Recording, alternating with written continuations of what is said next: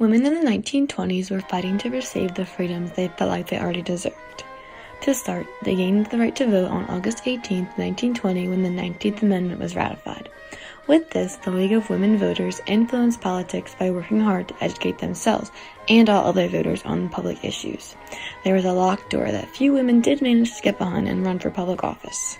These women included Jeannette Rankin of Montana, who was the first woman elected into the House of Representatives in 1917, Nellie Taylor Ross of Wyoming, and Miriam Amanda Ferguson of Texas, who became governors of their state in 1924, and Mayella Norton, who was the first woman to chair a congressional committee. In the field of health care, women persuaded Congress to pass the Shepard-Towner Act that created health services for pregnant women, new mothers, and infant children. The ERA was the Equal Rights Amendment, and its intention was to guarantee equal rights for all Americans, regardless of gender. Even though it was brought up many times in court, it was never passed.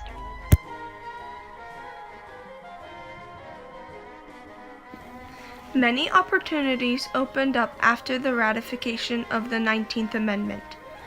Women were able to acquire an education, with the number of women completing high school more than doubling.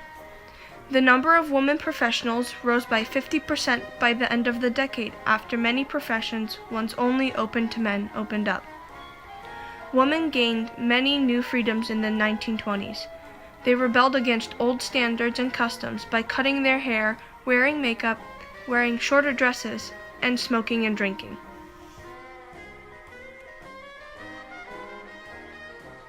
Following the success of the ratification of the 19th Amendment, women started to rebel against the old customs of their usual hair and clothing styles. Women were able to cut their hair into short bobs, which led them to tend to their hair easier, unlike their traditional long hair.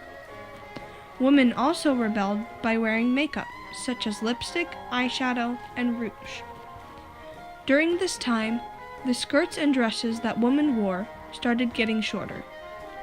Before the 19th Amendment was ratified, women had strict rules on the clothes they wore, having to cover as much skin as possible. During 1919, the skirts and dresses women wore were at most 6 inches above the ground. However, in 1927, women wore skirts and dresses that no longer covered the knees. This new modern style was called flapper fashion. Many fashion models of that time helped bring the bold and inspiring style into the modern craze.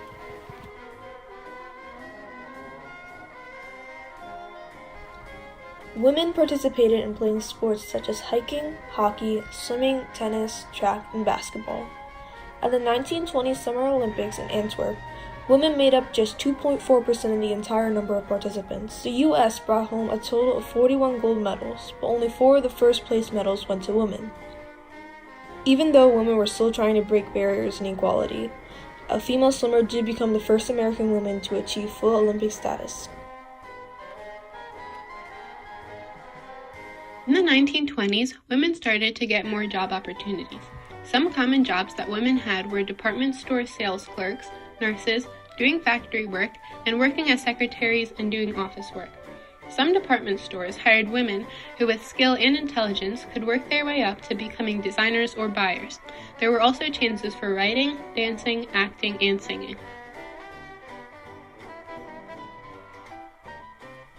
Margaret Sanger was a birth control activist who supported violence to achieve her goals.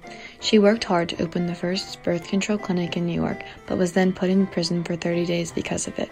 She then went on to open up the organization now known as Planned Parenthood. Clara Bow grew up with a mentally ill mother and no father in her life. After she won a magazine competition, she soon rose to fame and became the 1920s It Girl. With her confidence, she inspired many women to become more bold in their fashion choices. Coco Chanel could be well described as the fashion queen of the 1920s. The main look in this time era was considered flapper fashion. She contributed to this craze by taking inspiration from men's clothing, such as sailor suits, and turned them into something chic and sophisticated that many loved. Caroline Gertrude Adderley was the first woman to swim across the English Channel, and she beat the previous time's set. She broke many American and world records from 1921 to 1925, and in 1924 she participated in the Paris Olympics. After that, in 1980, she was elected to the International Women's Sports Hall of Fame. Sadie Tanner Moselle Alexander was the first African American woman to receive a PhD in economics in the U.S. and the first woman to receive a law degree from the University of Pennsylvania Law School. Many other famous women of this time were known as entertainers who danced and sang, or were known as movie stars. They included Louise Brooks, Gloria Swanson, Zelda Fitzgerald, and Josephina Baker.